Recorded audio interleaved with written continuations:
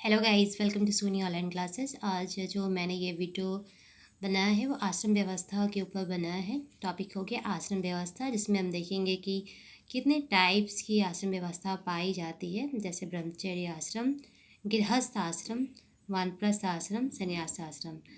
And इसमें दूसरा point है आश्रम व्यवस्था का भारतीय समाज में क्या इम्पोर्टेंस रहा है, क्या महत्व रहा है। तो गाइस, ये सोशल कल्चरल एंथ्रोपोलॉजी का इम्पॉर्टेंट टॉपिक है जो आपके सारे competitive exam and academic exam के लिए एक इम्पॉर्टेंट टॉपिक है। आश्रम व्यवस्था के विचार कब आया? तो 800 से लेकर 1000 वर्षों में विकसित हुआ है। इसका उल्लेख सबसे पहले आपको कहाँ मिलता है? उपनिषद में मिला है। आश्रम शब्द संस्कृति के श्रद्धालु शब्द से बना हुआ है, जिसका अर्थ है परिश्रम करना, यानी मेहनत करना। तो आश्रम में जाके पहले के स्टूडेंट्स, विद्यार्थी क्या करते थे? मेहनत करते थे। भारतीय समाज में जहाँ सामाजिक जीवन एवं सामाजिक उन्नति के लिए वर्ण व्यवस्था की स्थापना की गई थी, वहीं पर आप देखोगे तो निजी जीवन और व्यक्तिगत उन्नति के लिए आश्रम व्यवस्था का निर्माण किया गया था। अतः व्यवस्था जिसके द्वारा निजी जीवन एवं व्यक्तिगत उन्नति का मार्ग प्रशस्त किया जाता था, उसे हम क्या कहते हैं? आश्रम कहते हैं। ये आश्रम व्यवस्था कहलाती थी। बहुत सारे एंथ्रोपोलॉजिस्ट हैं जो अपने अपने अकॉर्डिंग ऐसे डिफ़ाइन किए हैं। एंथ्रोपोलॉजिस्ट हैं या सोशियोलॉजिस्ट हैं, सभी ने अपने अकॉर्डिंग डिफिनेशन दिया है कि आश्रम व्यवस्था क्या है, what is the meaning of आश्रम सिस्टम, या आश्रम व्यवस्था से आप क्या समझते हैं, इसका क्या मतलब है। तो गाइस, डॉक्टर ब्रजनाथ सिंह यादव की बात करें तो इन्होंने बताया आश्रम का मतलब है प्रयास करना, जिसे मनुष्य प्रयास करता रहता है, जिसे मनुष्य प्रशिक्षण प्राप्त करता है, ट्रेनिंग लेता है, और इसे 4 भागों में विभाजित किया गया है, जिसमें अंतिम लक्ष्य मोक्ष को पाने के लिए प्रयास किया जाता है। ब्रह्मचर्य आश्रम, गृहस्थ आश्रम, वानप्रस्थ आश्रम और है संन्यास आश्रम। तो आश्रम व्यवस्था के कितने भाग हो गए? 4। इससे स्पष्ट होता है कि आश्रम व्यवस्था जो एक लक्ष्य नहीं होगा एंड एक लक्ष्य को प्राप्ति करने का माध्यम है। ब्रह्मचर्य आश्रम क्या है ये समझते हैं। तो ब्रह्मचर्य का मतलब होता है जिस पर चलकर लोग महान बनते हैं, यानी महान हो, या 2 शब्दों से बना है ब्रह्म तथा चर्य। यानी ब्रह्म का अर्थ होता है महान और चर्य का अर्थ होता है विचलन करना, चलना, अर्थात ऐसा मार्ग जिस पे चलकर लोग महान बनते हैं। इस आश्रम का प्रारंभ कब होता है? जब 8 से 10 उम्र के आप होते हैं, तब आप आश्रम व्यवस्था में इन करते हैं। ब्रह्मचर्य का काम क्या क्या होता है? जैसे गुरु की आज्ञा का पालन करना होता था। वे अपनी सेवा से गुरु को खुश करते थे, उनकी सारी बातें मानते थे। दैनिक क्रिया से निवृत्त होकर आश्रम में झाड़ू लगाना, गाय चराना, लकड़ी एकत्रित करना, नज़दीक के गांव से जाकर भिक्षाटन आपको एकत्रित करना होता था, यही उनका कार्य था। इस प्रकार विद्यार्थी जो थे वो गुरुकुल में रहकर ही सभी कार्य करते थे।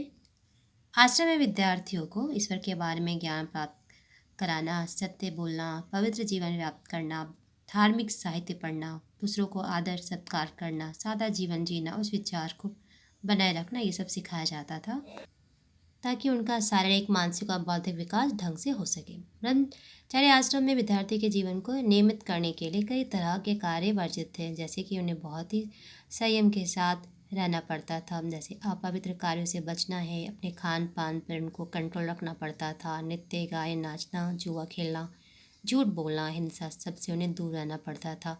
शाम में उन्हें व्यायाम यानी एक्सरसाइज करना होता था और सोने से पहले गुरु को प्रणाम करना होता था, उनका ये कर्तव्य बनता था। गुरु माता के आदेशानुसार भोजन बनाने में सहयोग देना पड़ता था। गुरुकुल खर्च का वहन तत्कालीन राजा महाराजाओं के द्वारा किया जाता था, क्योंकि उन्हीं के राजकुमारों को शस्त्र और शास्त्र की शिक्षा प्रदान करने के लिए इसकी स्थापना की गई थी। शिष्यों को गुरु दक्षिणा भी देना पड़ता था। जब उनका शिक्षा दीक्षा हो जाता था, तब जाने वक्त वो गुरु को गुरु दक्षिणा देते थे। मर्यादा पुरुषोत्तम राम ने अपने भाइयों के साथ आचार्य वशिष्ठ के गुरुकुल आश्रम में शस्त्र एवं शास्त्र की शिक्षा प्राप्त की थी। कृपाचार्य, द्रोणाचार्य, पितामह भीष्माचार्य परशुराम के शिष्य थे।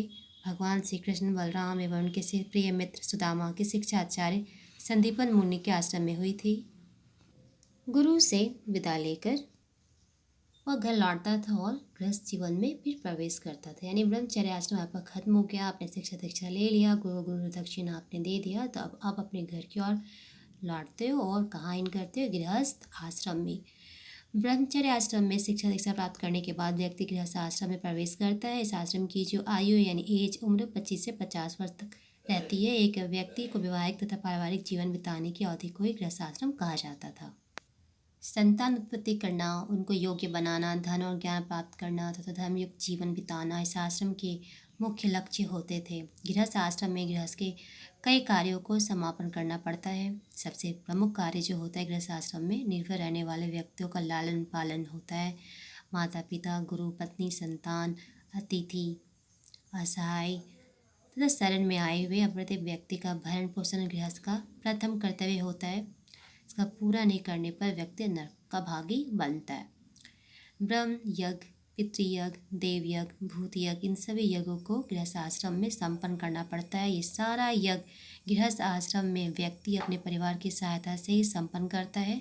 गृहस्थ आश्रम के साथ अनेक सामाजिक धार्मिक कर्तव्य जुटे हुए होते हैं, जिन्हें उचित ढंग से नहीं कर संपन्न करने पर मोक्ष की प्राप्ति नहीं मिलती है। यह आश्रम व्यक्ति के लिए भोग एवं विलास का काल न होकर त्याग में जीवन, कर्म और साधना का महान स्थल होता है। इसमें विवाह का उद्देश्य अब भोग विलास नहीं बल्कि संतान की उत्पत्ति करना होता है। नेक्स्ट जो पॉइंट इसमें 1+ आश्रम। इस आश्रम में एज जो होता है 50 से 75 वर्ष तक का होता है। इस आश्रम में गृहस्थ के बोझ से निवृत्त होकर घर से बाहर अथवा वन में रहना पड़ता है। धार्मिक क्रियाओं की साधना की जाती थी।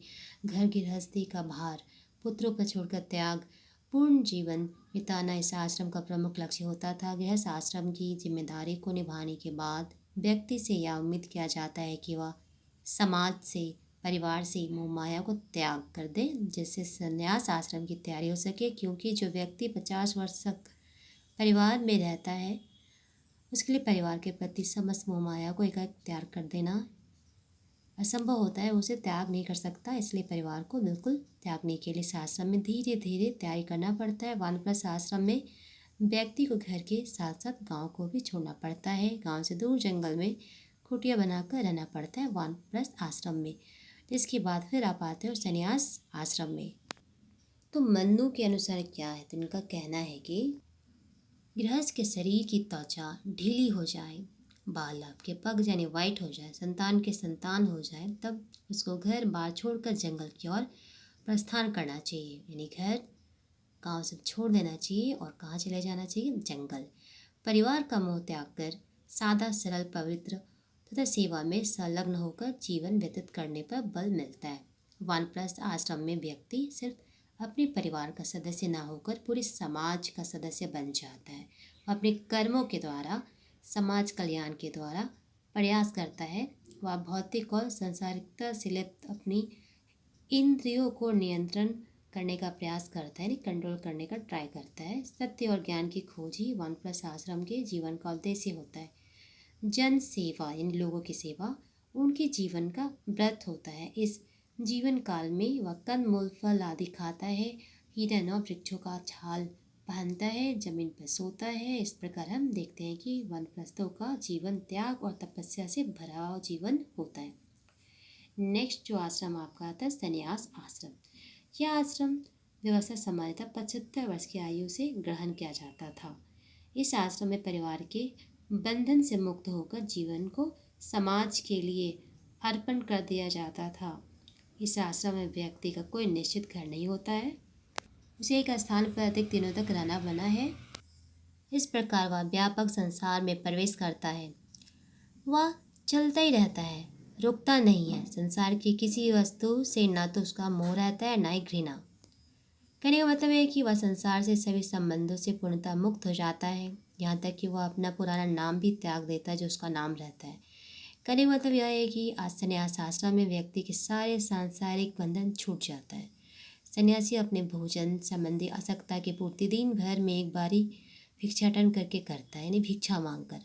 कोई वस्तु जैसे ज़्यादा मिल जाने पर या कम मिलने पर उसे न खुशी होती है और न वो नाराज होता है। वह जीवन मृत्यु की परवाह भी नहीं करता है। सन्यासी कड़वा वचन सुनकर चुप रहता है, कोई उसको उल्टा पुल्टा बोलता है उस पर रिएक्ट नहीं करते। वो अपनी तरफ से किसी का अपमान नहीं करते हैं और ना गुस्सा करते हैं। वह हमेशा दूसरों की भलाई के लिए मंगल कामना करते रहते हैं। दूसरे लोग भले उसे गाली दें, लेकिन वह बदले की भावना नहीं रखते हैं, वह उसे वरदान ही देते हैं। सन्यासी संसार में रहते हुए भी परलौकिक जीवन में प्रवेश करना चाहते हैं तो वो प्रवेश करते हैं। इस प्रकार संन्यास आश्रम में व्यक्ति अंतिम पुरुषार्थ मोक्ष प्राप्त करता है, अर्थात इस अवस्था में मनुष्य की आत्मा का विकास इतना हो जाता है कि वह परमात्मा में विलीन हो जाता है और जीवन का अंतिम लक्ष्य मोक्ष को पा लेता है।